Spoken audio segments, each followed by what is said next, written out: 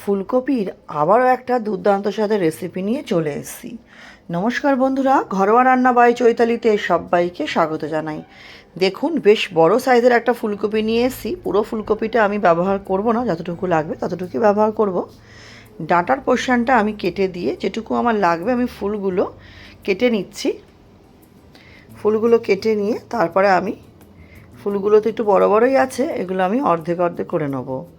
একটি অনুরোধ করব, ভিডিও শুরুতে একটি লাইক দিয়ে দেখা শুরু করবেন এবং ভিডিওটি স্কিপ না করে সম্পূর্ণ দেখার চেষ্টা করবেন, কারণ এই দুর্দান্ত স্বাদের ফুলকপির রেসিপিটা কিন্তু স্কিপ করলে পদ্ধতিটা মিস হয়ে যাবে। দেখুন, ফুলকপি কাটা হয়ে গেছে বা ম্যারিনেট করার পালা। এটা আমি নুন হলুদ দিয়েছি হাফ চামচ জিরে গুঁড়ো, হাফ চামচ ধনে গুঁড়ো দিলাম। এবার দেবো হচ্ছে বেসন আমি এখানে 2 চামচ দিয়েছি। দিয়ে এটাকে খুব ভালো মতো ম্যারিনেট করে নেবো। ম্যারিনেট করার সময় আপনারা চাইলে কস্তুরি মেথিও দিতে পারেন। আমি ম্যারিনেশনের সময় কস্তুরি মেথিটা আর দিইনি। এই বাটিটার মধ্যে আমার একটু অসুবিধা হচ্ছে বলে একটা স্টিলের পাত্রের মধ্যে নিয়ে নিলাম। প্রত্যেকটা ফুলকপি লক্ষ্য রাখতে হবে যাতে বেসনে কোট হয়, তাহলে যখন আমি ভাজবো তখন একটা সুন্দর কালারও আসবে আর ফুলকপিগুলো কিন্তু ভেঙে যাবে না। দেখুন, প্রত্যেকটা ফুলকপি আমি কিন্তু খুব ভালোভাবে বেসনের মধ্যে কোট করে নিলাম। এটা আমি কিছুক্ষণ রেস্টে রাখবো। রেখে একটা মশলা করব। এখানে আমি 4টে মতো বেশ মোটা মোটা রসুন, হাফ ইঞ্চি আদা, 3টে কাঁচা লঙ্কা এটা হামানদিস্তে থেতো করে নেব। আর একটা পেঁয়াজ নিয়েছি চপারে চপ করে নেব। আর টমেটোটা সরু সরু করে কেটে নেব। নিয়ে কড়াই বসিয়ে কড়াইতে আমি তেল দিয়ে দিলাম। তেল দিয়ে ফুলকপিগুলো ভেজে নেব। ফুলকপিগুলো সব একসঙ্গে দিয়ে দেবেন না, তাহলে একটা সাথে লেগে যেতে পারে। প্রথমে যে কটা আর কি ধরবে একটু ছাড়া ছাড়া করে ফুলকপিগুলো ভেজে নেবো। একটু লালচে লালচে করে বেশ এপিট এপিট করে ভাজা ভাজা করে নেবো। আমি 2টো ব্যাচে ফুলকপিটা ভেজেছিলাম। দেখুন, প্রথম ব্যাচ আমার রেডি হয়ে গেছে ফুলকপি। আমি প্রথম ব্যাচে ফুলকপিটা তুলে নিয়ে আমি দ্বিতীয় ব্যাচের ফুলকপিটাও ছেড়ে দেবো। সবটাই একটা বাটির মধ্যে আমি তুলে নিচ্ছি। দেখুন, বেশ সুন্দর হয়েছে দেখতে। এবার দ্বিতীয় ব্যাচে ফুলকপিগুলো আমি দিয়ে দেবো। প্রথম ব্যাচেও ফুলকপি দিয়ে আমি কিছুক্ষণ ঢেকে রেখেছিলাম। দ্বিতীয় ব্যাচেও ফুলকপি দিয়ে আমি কিছুক্ষণ ঢেকে রাখবো, তাহলে হালকা একটু নরমও হবে আর মজেও যাবে।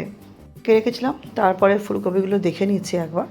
দেখুন, ফুলকপিগুলো আমাকে একটা পিঠ হয়েছে। এবার ভালো মতো নেড়ে চেড়ে দিয়ে আমার দ্বিতীয় পিঠটাও যাতে ভালোভাবে হয়ে যায়, তার জন্য ফুলকপিগুলো একটু হালকা নেড়ে চেড়ে দিয়ে আমি আবার ঢেকে রেখে দেবো 2 মিনিটের জন্য। এবার 2 মিনিট পরে দেখুন ফুলকপিগুলো কিন্তু আমার ভাজা ভাজা হয়ে গেছে। এবার দ্বিতীয় ধাপে ফুলকপিটাও তুলে নিলাম। তারপর কড়াইতে আমি আরও 2 চামচ মতো তেল দিয়ে দিলাম। দিয়ে কড়াইতে একটু হলুদ দিয়ে আমি 2টো আলু এরকম ডুমো ডুমো করে কেটে রেখেছিলাম সেটা দিয়ে অল্প একটু নুন দিয়ে আলুগুলো এপিট ওপিট করে বেশ লালচে লালচে করে কিন্তু ভাজা ভাজা করে নেব। ঢেকে রাখবো কিছুক্ষণ যাতে আলুগুলো তো নরম হয়, তারপর তুলে নেব।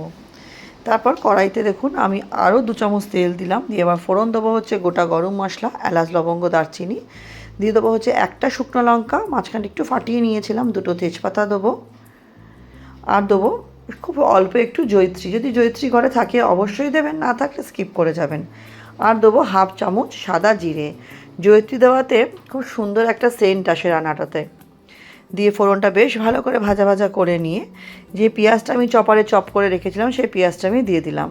দিয়ে পেঁয়াজটা ভালো মতো ভাজা ভাজা করে নিতে হবে।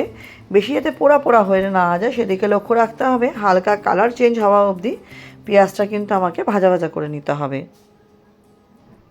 পেঁয়াজটা যখন দেখবো যে মোটামুটি ভালো মতো ভাজা ভাজা হয়ে গেছে, কালারটা সুন্দর চেঞ্জ হয়ে গেছে, হামানদিস্তে থেতো করে রাখা আদা, রসুন আর লঙ্কাটা দিয়ে দিলাম। দিয়ে আদা, রসুন, লঙ্কাটাও খুব ভালোভাবে পেঁয়াজের সাথে আমাকে কষিয়ে নিতে হবে। খুব সুন্দরভাবে এটা পেঁয়াজের সাথে আমি কষিয়ে নেব। তারপর একটা যে টমেটো লম্বা লম্বা করে কেটে রেখেছিলাম সেটা দিয়ে দিলাম। এখনকার সময় টমেটো তো খুব তাড়াতাড়ি গলে যায়, একটু জাস্ট খুন্তি দিয়ে ভেঙে ভেঙে দিচ্ছি। আর ওপর দিয়ে অল্প একটু নুন দিয়ে দেবো যাতে টমেটোগুলো ভালোভাবে নরম হয়ে যায়। দিয়ে এবার কিছুক্ষণ নাড়াচাড়া করে আমি এটাকে মিনিট 2-3-এর জন্য ঢেকে রাখবো যাতে টমেটোগুলো সেদ্ধ হয়ে গিয়ে একদম নরম হয়ে যায়। আর এদিকে একটা গুঁড়ো মশলার মিশ্রণ তৈরি করব। তার জন্য একটা বাটিতে হাফ চামচ জিরে গুঁড়ো নিলাম, হাফ চামচ দেবো ধনে গুঁড়ো, হলুদ দিয়ে দেবো হচ্ছে হাফ চামচ মতো, কাশ্মীরি লঙ্কার গুঁড়ো দেবো হচ্ছে হাফ চামচ মতো, শাহি গরম মশলার গুঁড়োও কিন্তু আমি এখানে হাফ চামচ মতো দিয়ে দিলাম। দিয়ে আমি বেশ 4 চামচ মতো দই দিয়ে দিলাম এর মধ্যে। দইটা দিয়েই মশলাটা আমি একটু মিশিয়ে নেবো, তাতে মশলাগুলো নরমও হবে আর একটা বাটা মশলার স্বাদও আসবে। দইটা দিয়ে খুব ভালো মতো গুঁড়ো মশলাগুলো আমার ফেটানো হয়ে গেছে। এটাকে সাইডে রাখলাম আর দেখে নেবো মশলাটা।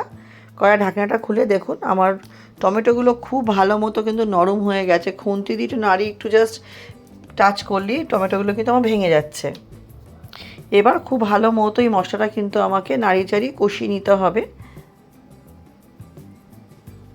ভালো মতো মশলাটা আমি মিনিট 2 মতো নাড়িয়ে চাড়িয়ে কষিয়ে নিয়েছি। এরপরে যে গুঁড়ো মশলার মিশ্রণটা করে রেখেছিলাম টক দই দিয়ে সেটা দিয়ে দেবো।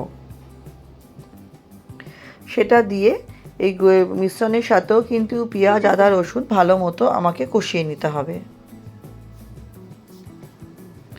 দেখুন ভালো মতো এটা আমি কষিয়ে নিচ্ছি। দেখুন কষাতে কষাতে কিন্তু সাইড থেকে তেল ছাড়তে শুরু করে দেবে। আর যখন দইটা দেবেন তখন অবশ্যই গ্যাসের ফ্লেমটা একদম সিম করে দেবেন, না হলে বন্ধও করে দিতে পারে, না হলে কিন্তু দইটা ফেটে যেতে পারে। দিয়ে ভালো মতো নাড়াচাড়া করে নিলাম। এটা আমি নাড়াচাড়া করে নিয়ে দইয়ের বাটি ধোয়া খুব সামান্য একটু জল দেবো। খুব সামান্য একটু জল দিলাম দইয়ের বাটি ধোয়া দিয়ে ভালো মতো জলটা দিয়ে নাড়িয়ে চাড়িয়ে নিতে হবে। নিয়ে এটাকে আরও কিছুক্ষণ একটু ঢেকে রাখতে হবে মিনিট 2-3 জন্য। দেখুন খুব সুন্দরভাবে মশলা কিন্তু আমার কষে গেছে। আরও কিছুক্ষণ খুন্তি দিয়ে নাড়াচাড়া করে নিলাম। আরও কিছুক্ষণ খুন্তি দিয়ে নাড়াচাড়া করে নিয়ে এর মধ্যে আমি বেশ খানিকটা কড়াইশুঁটি দিয়ে দেবো। এখনকার কড়াইশুঁটি তো একদম টাটকা কড়াইশুঁটি, খেতে বেশ ভালোই লাগে। আমি এখানে 2 মুঠো মতো কড়াইশুঁটি দিয়ে দিলাম। এই সময় কড়াইশুঁটিটা দিলে কি হবে, মশলার সাথে কষতে কষতে আমার কড়াইশুঁটিটাও নরম হয়ে যাবে আর বেশ সুন্দর হবে। কড়াইশুঁটিটা দিয়ে খুব ভালো মতো কিন্তু মশলার সাথে আমি কিছুক্ষণ এটাকে কষিয়ে নেব। যখন দেখব খুব ভালো মতো মশলাটা কষে গেছে, দেখুন দুর্দান্তভাবে মশলাটা কিন্তু কষে গেছে, সাইড দিয়ে আমার তেল ছাড়তেও শুরু করে দিয়েছে। এই পর্যায়ে আমি ভেজে রাখা আলু ফুলকপিটা দিয়ে দিলাম। ফুলকপিটা দিয়ে কিন্তু খুব ভালো মতো আমাকে মশলার সাথে আলু ফুলকপিটা কষিয়ে নিতে হবে। একটু সময় নিয়ে মশলার সাথে আলু ফুলকপিটা কষিয়ে নিতে হবে। ফুলকপিটা যেহেতু আগেই আমি একটু বেসন দিয়ে ভেজে রেখেছিলাম, তাই কিন্তু ফুলকপিটা আমার ভেঙে যাবে না, একদম প্রত্যেকটা ফুলকপি গোটা গোটা থাকবে। একটু ভালো মতো মশলার সাথে আলু ফুলকপি আমি কষিয়ে নিলাম। নিয়ে আমি এর মধ্যে খুব সামান্য একটু জল দেবো, যেহেতু একটু শুকনো শুকনো হয়ে গেছে মশলাটা। খুব সামান্য একটু জল দিয়ে আলু ফুলকপি ভালো মতো নাড়িয়ে চাড়িয়ে নিয়ে আমি কিন্তু এটাকে মিনিট 2-3 জন্য ঢেকে রাখবো, যাতে একটু ভালো মতো মজে যায়। দেখুন খুব সামান্যই জল দিলাম। আমার রেসিপিটা আপনারা কে কোথা থেকে দেখছেন অবশ্যই কিন্তু জানাবেন। আপনাদের সুন্দর সুন্দর কমেন্টগুলো পড়তে ভীষণ ভালো লাগে। আপনাদের কমেন্টেই আমি রান্না করার উৎসাহ পাই এবং আপনাদের কমেন্টের জন্যই আমি প্রত্যেক দিন নতুন নতুন রান্নাগুলো দিতে পারি বন্ধুরা। আর আমার চ্যানেলে আপনারা নতুন হয়ে থাকলে চ্যানেলটি সাবস্ক্রাইব করে পাশে থাকার অনুরোধ রইল। পাশে থাকা বেল আইকনটি প্রেস করে অল নোটিফিকেশানটা অন করে নেবেন, যাতে আমি চ্যানেলে যখনই নতুন নতুন রেসিপি আপডেট করব সবার আগে আপনাদের কাছেই নোটিফিকেশানটা পৌঁছে যাবে। এবং পুরনো বন্ধুদের অনেক ধন্যবাদ পাশে থাকার জন্য। দেখুন ঢাকনাটা খুলে আলু ফুলকপিটা দেখুন দুর্দান্তভাবে মজে গেছে। এটা আমি আরও কিছুক্ষণ নাড়িয়ে চাড়িয়ে নিচ্ছি। নাড়িয়ে চাড়িয়ে নিয়ে এটাকে আমি কিছুক্ষণ একটু হতে দিচ্ছি। আমি এখনই গ্রেভি হওয়ার জন্য জলটা দিলাম না, আমি মিনিট 2-3 জন্য এটাকে হতে দেবো। তারপর আমি এর মধ্যে গ্রেভির জন্য এই যে কাচের বাটি দেখছেন, কাচের বাটির হাফ বাটি জল দিয়ে দিয়েছি। কাচের বাটির হাফ বাটি জল দিয়ে খুন্তি দিয়ে একটু ভালো মতো আমাকে নাড়িয়ে চাড়িয়ে নিতে হবে। এটা নিয়ে এটাকে আমি ঢেকে রাখবো মিনিট 3 জন্য।